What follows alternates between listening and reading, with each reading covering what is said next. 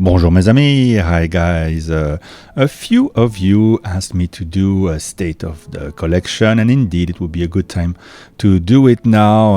I'm at a stage in my watch collecting journey where I don't really want to add anything, and I can enjoy new releases without feeling the need to add them unless they really add something to the collection. But to be honest, both mentally and financially, I'm kind of at the point where I just want to enjoy what I have, and I feel it's something we often forget to do.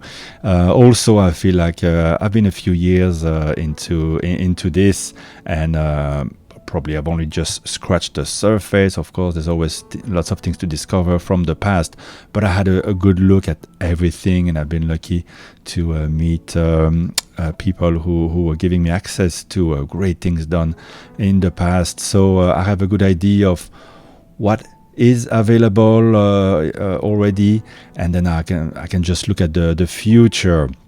Of course, money is important, and we're always thinking, okay, if I reduced, could I just wear one watch or have a small collection? And often I'm thinking, okay, what watch of great manufacturer, maybe something in the $20,000 to $50,000 range, could I settle for? But to be honest, the watch that I've been enjoying the most this year, and we'll start there, is quite simply my Tudor Black Bay 58. I just love the looks, the performance, the functionality, and it does absolutely everything that I want from a watch. And every time I look at more expensive watches, they just don't have it. So. Yeah, maybe this is the one, and it shows that it doesn't have to be extremely an expensive watch to be the one for you. This one just suits what I need it for, when I need it for, and I feel good that although it has a bit of the Rolex character, it's also more under the radar, and I do appreciate that as well. I like the colors.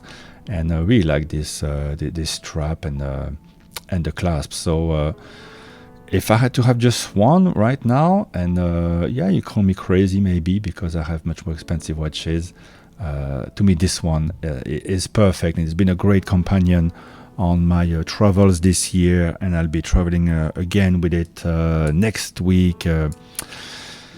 Now, one of the obsessions in my collecting, and this is not all of it, there's going to be like 3 or 4 boxes of watches, and I don't even have all the watches with me, but this is the dressier timepieces.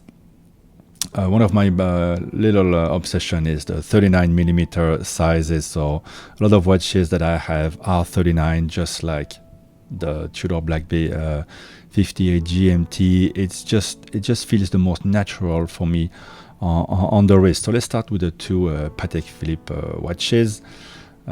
This 6006.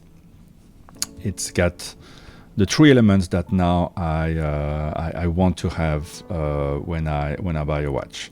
It has to have an interesting dial. This one obviously has the intriguing small second sub-dial, but also has Art Deco details, all these numerals. Really exciting how it evolved from the 5000 to the 6000 to this ultimate version. So it's got the functionality of the date going around the circular date, but also it has an incredible case, and the lug width is very unusual. It's 24 millimeter, and in terms of the proportion, it's close to the original design of the 96, which I like a lot. So 24 is very unusual as well, but just the way it cambers is just so cool, so elegant, and it's so thin because at the back you have the caliber 240, which I make a point of taking a good look at every time I'm about to put on the watch, and I will wear it. Let me get a bit more distance here, and I will wear it. To be fair, any time, as long as it's not too hot outside. I'll wear it outside casually, or I'll wear it at the office. Even with the black strap, I think it's still you can still wear it very casually.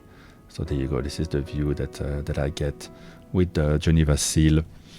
So I think this is my most expensive watch, and I bought it just last year or this year. It came at a reasonable price, so I just wanted to have that in my collection because it also fills everything that I think is important about a collectible watch. It was only made for 3 years. It's been discontinued.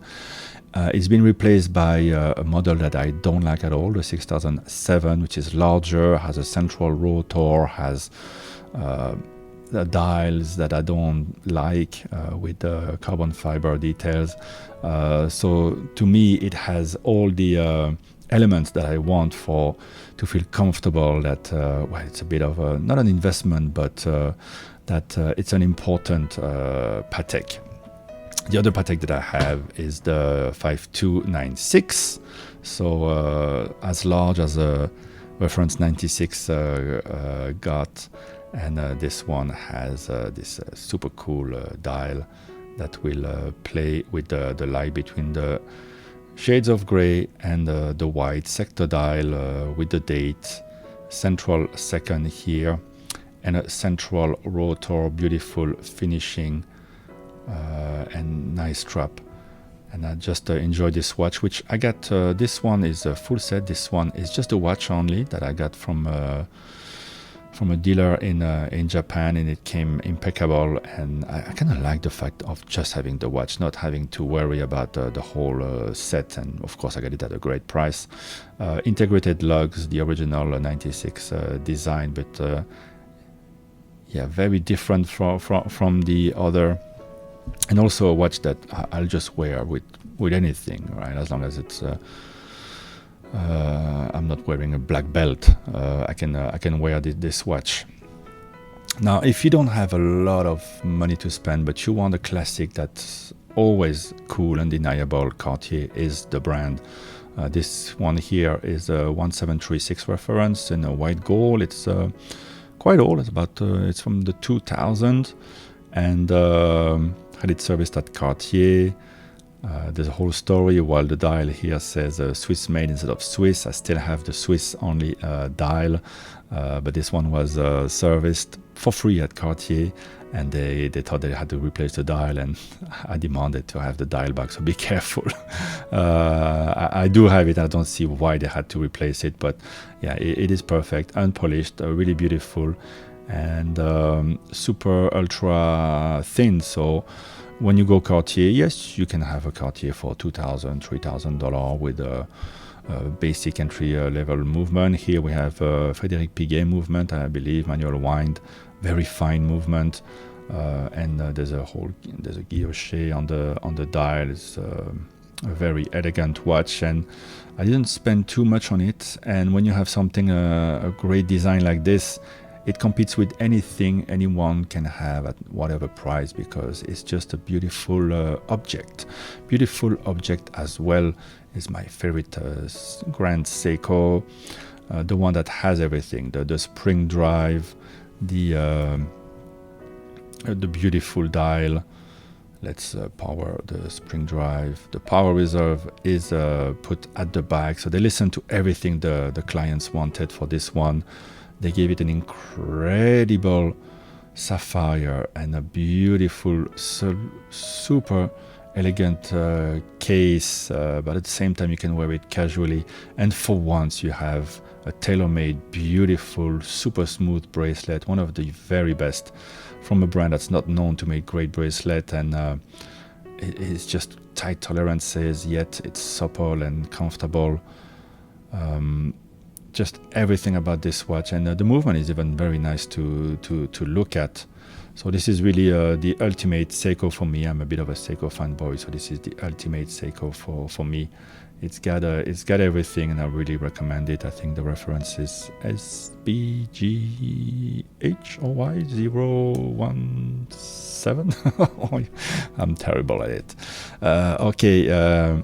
Independent brand Chopard. I really love everything they do, and I really love their wall timer from the LU Chopard. Very nice collection. So you have a very beautiful movement. It's a bit larger. It's 42 millimeters, so it's sportier. But I really love the shades. There's loom. You have this concentric, the circular date.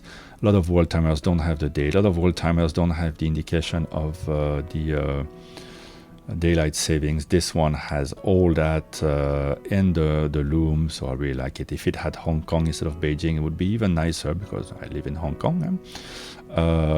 But it wears great despite the size, and I have it on this excellent strap that Artem strap sent to me, Hydroflex, so comfortable and substantial, which works great with this watch. And the movement, manufacturer movement, is beautiful. To me, Chopard is. I could have a whole collection just with Chopard. I think it's the best brand right now. Really a wonderful timepiece, and the Schöffele family owning it really know what they are doing. Independent as well. This is Atelier Haute Complication, a new brand that's going to do very complex watches. This is their first one watchmaker. Well, there's one or two watchmakers working with him now, but one brain behind the operation.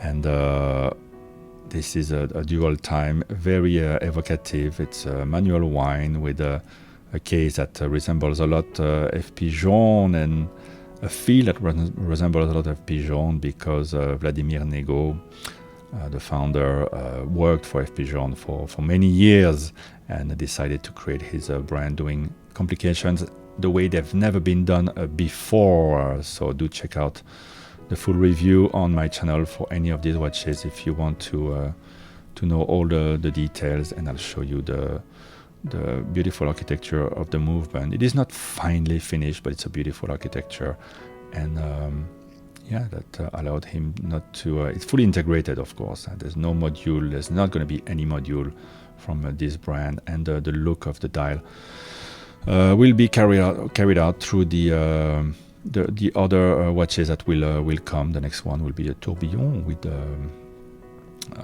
sonnerie. I wanted to take a chance with this new independent brand, because I think it is worth it, and these sold out very quickly.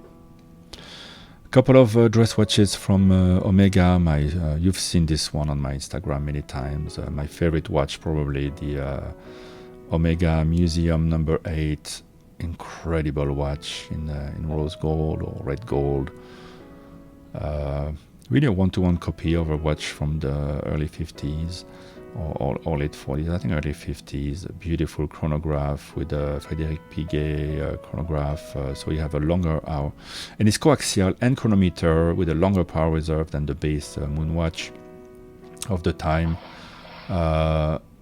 Here the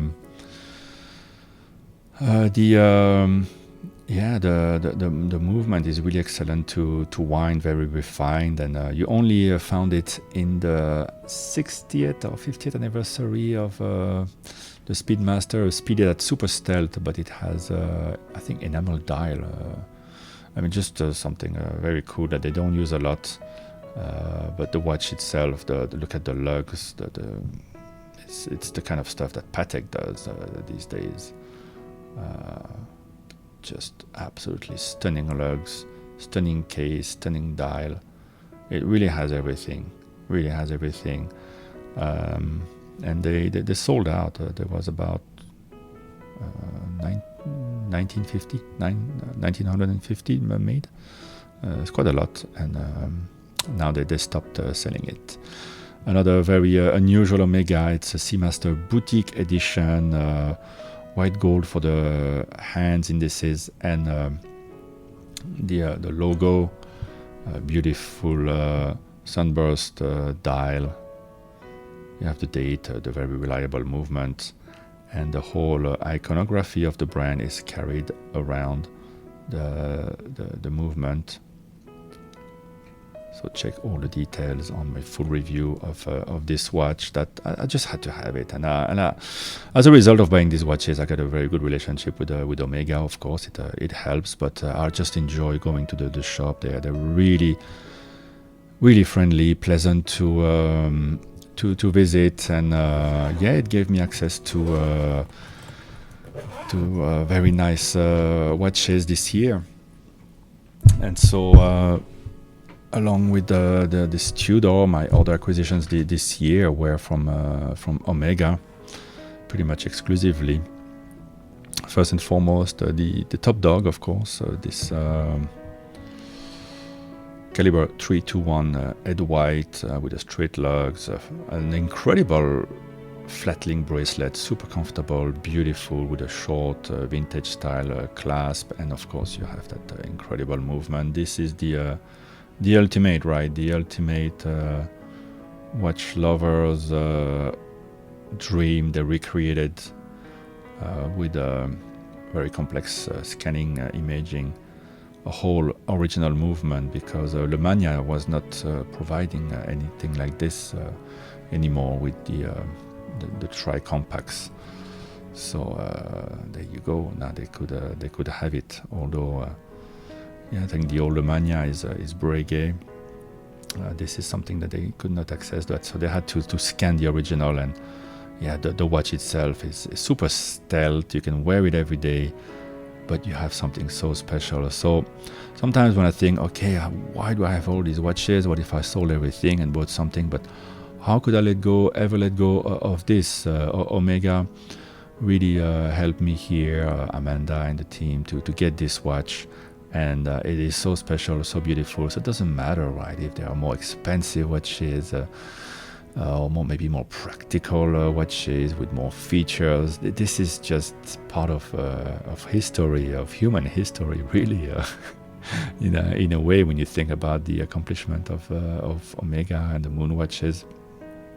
This is just let's not get too lyrical about it. It's a fantastic watch. I could never part with it. Of course, this year the great surprise was the white dial, so I have it, and it's great also to have the latest and greatest version of the bracelet, little adjustment in the clasp, the current movement, which is Meta certified, which is incredible.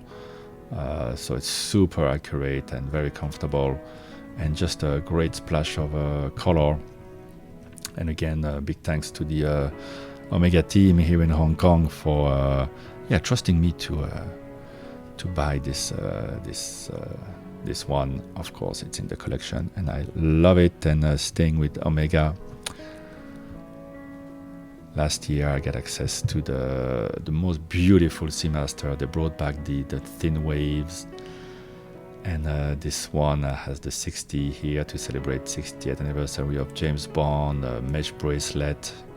Well, you can get used to it. It has it's a bit addictive, that mesh bracelet, actually, in some weird way. And at the back you have the moire effect, that James Bond intro scene. A really special watch, and I like Rolex, but this is so much more fun, right? And you wear this, nobody looks down on you. When you wear Rolex, man, you kind of feel like a douchebag. It's just the way it is. It's just the way it is. I didn't make the rules. I still have, of course, my original 1861 caliber Omega, one of the first really nice watches that I bought. And I remember when I got it, and when I opened the box, and I got it at a great price, and it just works still perfectly, and I enjoy the big bracelet. It's very comfortable, actually, and I actually play tennis with it. And whenever I wear it, I play great tennis. So what can I say? It's it's part of my life. It's been really part of my life in watches. A little bit of water. Yeah, I was mentioning Rolex, so I have 4 Rolex. I have the only one that I got to buy at the AD. I bought 3 watches at the AD, but I sold the other 2 because of this. Because the other 2, one was the King, the old one was the Milgauss, and every time I compare them to the Explorer 39mm, discontinued with the Mark II loomed 369, I thought, why would I have pretty much the same watch but thicker, right? And I love them. I like the Milgauss a lot and the Air King, but this is just, it's a mix of sportiness and elegance. And yeah, if you have to have just one watch, I love this. The on the wrist, this is perfection for me.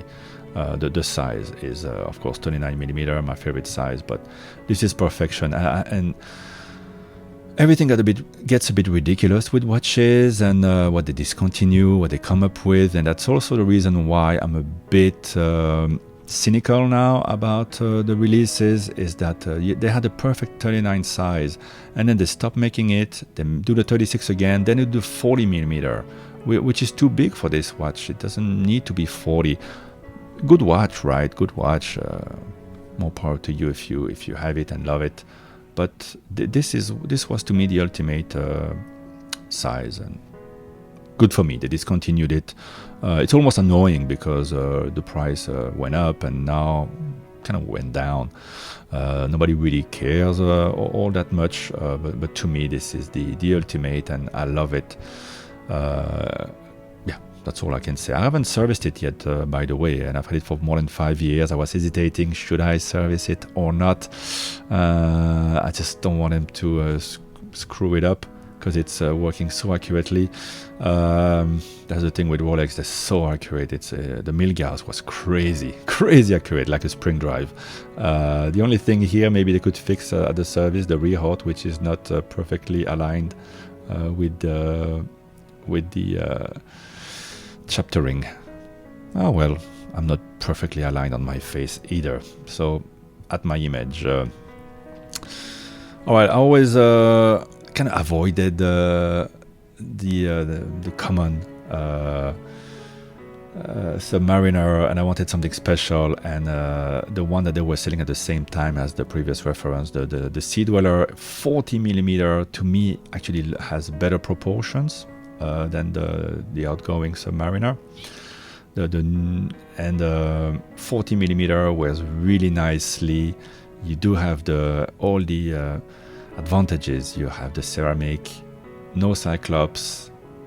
The new ones are 43mm with the Cyclops. Yeah, there's a red line, but why do they make it bigger when they could make it so perfect? So this one wears amazing. Yeah, it's a bit heavier than everything else, and I got used to watches being a bit less heavy, and I kind of A/B a bit these two to see which one is more comfortable. Both have their advantages. The Omega is more fun. This one, it's a bit more common, but those who know. And funnily, in Hong Kong, because it's Hong Kong, right? I know a waiter, and I remarked, and I see him often, who wears the same watch, and once a taxi driver had the same watch as well, which is very unusual because it wasn't very popular. It was discontinued within 3 years of making, and I think he said he bought it in Greece. Crazy watch stories here in Hong Kong. Anyway, one of the most beautiful Rolex, the Wimbledon dial 41mm. You know this watch. The thing with Rolex, there's not much to say. Everybody knows it. But this one it wears so comfortably, so beautiful. I love everything about it. It even has a bit of a loom, which is and the extension here, which you don't get if you get the day date, but apparently the day date bracelet is very comfortable. So maybe one day I'll get a day date. I'd love to have that experience, but I wouldn't get it, and keeping all this, I would have to sell for the same value. I don't feel comfortable getting a day date, and then because all this is worth more than the day date. We'll see. Maybe one day I'll just snap and sell everything to one dealer and just get a day date. Anyway, Datejust 2, the precursor to this one, was a bit thicker, a bit bigger, a bit bolder. It never had the Jubilee. And here I have the two-tone with a dial that I love, fully loomed, and just a bold watch. And when it comes to having one watch, this is a statement, because this is you don't see it a lot. It's something that I like and many people don't, and so many people have Rolex. This is a different Rolex. I like the kind of brash statement that it makes. Really a watch that I love. So these are the main timepieces, I would say, in my collection. But there is more to it. Let's bring in a heavy box of goodies, and I want to thank Forstner Bracelet for making 3 of these watches even better with their bracelets. Very, very nice stuff. The best bracelet in the world, though, is this one. By far. I just saw a very cool discussion on Fratello YouTube, talking about bracelets, and not everybody knows this, but already 25 years ago, GLC designed the most supple, best engineered, best finished, most beautiful bracelet with the most engineered clasp. So it's 2 double triggers that snap really solid, that leave a perfectly flat surface, signed, and on each side you have the extension. So it is really extremely cool bracelet. And it is on a watch, and the watch is the Grand Sport here. I used to have the chronograph, so they brought back the chronograph this year. Very expensive, skeletonized and all. This one, you can change the vibe. You can change the time here on the fly when you travel, or if you want to follow another time zone. There's a lot of guilloche work on both dials, the date, day-night indication, small seconds. It's still reasonably loomed. It's from the 99 or 2000, so you have still a Luminova active on it. And it is in a way, it is the perfect watch because it is interesting. Imagine if the Reverso came out today, people would go crazy for this trick. It is interesting, it is accurate, it is nice feel when you wind it. One of the best watches to wind. It's got the loom, it's got the complication, it's got the incredible bracelet, the adjustment. It's got everything that I would expect to make the perfect watch, and it's got the X factor. So in a way, I should just wear this.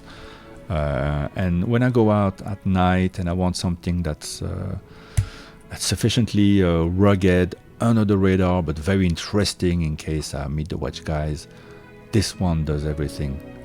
Think about it. It's an interesting reflection on my collection. Interesting as well, of course, when we saw one independent. This is the other Garrick handmade watches in the UK. Very nice to wind. They're known to do the guilloche, the old way, with a 19th century machine. It's a beautiful guilloche. You might have seen this type of chapter ring on classic timepieces by Breguet or some English watchmakers. Everything is done by hand, customized. Everything takes a long time. A die like this takes maybe 3-4 days. Same for the chapter ring. And to propose a smaller size, instead of just customizing third-party movements, they created a movement for this watch. This is very unique in the watch market, with a tri-spoke bridge for the balance. Finished frosted. It's just unique. This is the S5 by Garrick S5, and very special. Especially I've put it on this Forstner vintage style band, and it completely changed my outlook on this watch. To be honest, sometimes I find the salmon doesn't really suit my skin tone. It happens. It's a beautiful object, but I don't necessarily feel like wearing it all the time. But every time I wear it, this is the watch that people notice. Bar none. There's nothing that comes close to this. And some people even know what it is because the Garrick guilloche is so good, and the style. People really know what this is, and truly appreciate someone wearing it. It's an expensive watch. That's also a bit the problem with it because it has its own movement. We're nearing the 20 grand mark, and it's a lot of money for me to keep into a watch. So yeah, I have to wear it more. Yeah, since we were talking a bracelet, I have a little Forlan Marie cross chronograph with a cool bracelet that would be a period in the style appropriate to what it references, of course, the Patek classic chronographs. Very cute. I just wanted to treat myself to something affordable. Now, shout out to J.S. Elliott. This is the Theory 1, the first watch of a young watchmaker. Very beautiful, very cool. And I have here on a Forstner bracelet, once again, shout out to them. Yeah, full review on this very nice manual wind watch. And he was trying to work mostly with US suppliers. There's not enough of them. And so part of it also is made by Hong Kong suppliers, which is kind of cool for me. So more to come very soon from J.S. Elliott. Speaking of starter brands, young brands, Dumoro. This is the new version of the DM02. Beautiful case. I just did the review, so shout out to Carlo, the founder of that brand. Fully made in Switzerland. This is my own strap, dark green from Mr. Chrono. And yeah, it's the same movement actually as the J.S. Elliott manual wind, Celita, nicely finished, performing well. And it goes to show that a strong design. This is a $1,250 watch, actually for sale right now. On sale, available at dumoro.com. Check them out because it's a new design. So I just did the review. And yeah, I also have the blue version of this watch. Of course, you gotta have the Tissot PRX. I get the blue, the black. I sold the green. I'm gonna probably give the black to my nephew. Still a very cool watch. I don't really wear it. I've put for sale my Longines Legend Diver that I never really wear, but as far as reissues go and Longines go, this is super duper cool. Indeed. Here I have a couple of this watch collaboration with Blancpain, but my favorite one is the black one that I'll show you in the next little section. Taken at home. Here, a brand send me, Jaeger-LeCoultre send me this tourbillon, and I actually like the way it looks. It works well. It's got two bubbles. You can see all the innards, and frankly, I'm totally immune to what the Swiss do when they skeletonize, because it pretty much looks the same as this. And you get the tourbillon. Works well. Good looking. Case is a bit like inspired by Lange. And yeah, looks good on many straps. So why not enjoy tourbillon this way? And little Seiko diver here with me, the Captain Willard. I really like it. I just love all the chaptering multiplied here by the effect on the crystal. Super smooth bezel, the thing at 4 o'clock. Uncle Seiko strap. Design-wise, it is beautiful.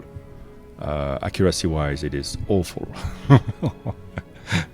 A little insert in this collection review. Here are my moon swatches. I really like the gray version the most. I even have a Seiko here. I forgot the name, Flight Master or something like that. A very cool looking watch. and the Blancpain Scuba in black is my favorite. So in the end, the classic colors sometimes are always the best ones. I have with me a little sample of my Seiko collection, as well as one of my 3 Tudor prints, date day. This is the 36mm black version. I really think those date days are just so cool. You get so much watch for the money.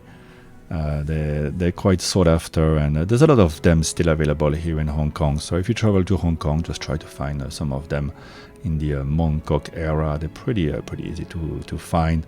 This one has one of the best looks. I got 3 dial variations of them, and that is pure collecting. Sometimes I was wondering if I was really a collector, but I also collected a lot of Seikos. Here is the full gold, but I have the actual one from the movie American Psycho. Yeah, he was wearing that model of Seiko. The SNXJ 90, this is the 92, and I have the 89. 89 is all silver. The 90, the Seiko watch, is a two-tone with a silvery dial, and this is the full gold. Don't really wear it, to be honest, but it's cool to have. It's a memento of the past when Seiko were doing fun, funky things, and sometimes they still do. They're also doing great watches. This is a perfect watch. The SARB. I haven't done videos about these for so long. I almost forgot the references, but yeah, this one is very much like there's a Grand Seiko, very much like it, and this was a JDM. More affordable version, around 300 US, and that's what I paid for this one. And the cream dial that I also have, just love the hands, the feel of the winding. A wonderful watch, and to be honest, I'd be happy just having that. I was happy when I had just that, and I'd happily wear this every day, all the time. They're solid. They have a good enough bracelet. Actually, these ones had a very decent clasp. It was not the flimsy thing that they sometimes did. SARB is very nice. And the other SARB that I have is this. The Alpinist before they changed it. I had a couple more afterwards, but this green one is the one that stays, and I like to play a bit with the strap, the NATO straps. This one very cool, right? Cool colors, and it does a lot. Again, it's a watch that does a lot, and it stands out, and it was really well made with the sign crowns. It felt very solid. It's just a watch that's got the loom, the cool cathedral hands. I really like the style of the older Seikos. I don't really like where they've gone. I think they've lost a bit themselves, trying to go a bit too much upmarket. And then this one, also reviewed on my channel. I kind of forgot the reference. I think it's, I don't know, SNXJ something. Sort of a explorer dial on a sort of a Nautilus vibe. Very unusual, very cool. I like this. I like this watch quite a bit. With the polished bezel, it doesn't really wear that great, to be honest. But it kind of pinches the hair as well. But again, it's a great memento of when Seiko 5 had a lot of fun. So there you go, guys. That's the collection from the expensive to the less expensive, and on the wrist for today, I'll be wearing this Tudor. So let me know a bit what you think about where I've gone with the collection. I've been trying to get watches that are complementary, especially when you spend a lot of money, that work well together, that don't overstep on each other. I had to sell watches, and to be honest, I don't miss. Sometimes I miss one or two, but I don't miss them too much. It's okay. because I always think if I had kept everything, I wouldn't be able to afford some of the ones that I love the most now in the collection. So it's all good. And at the end of the day, it's just toys. It's really just toys, just products, and none of which is something that I would keep if I needed the money. I'd be happy, as I said, with just a Seiko. But easy to say when you have so many nice nice watches. At least I've had the experience of many nice watches. And I think that's what matters, and I just wanted to leave you with a nice visual where we started. All right, guys, thank you very much for watching, and I'll speak to you after my holidays. Maybe I'll do some video of my Tudor Black Bay from a exotic location. Bye bye, guys.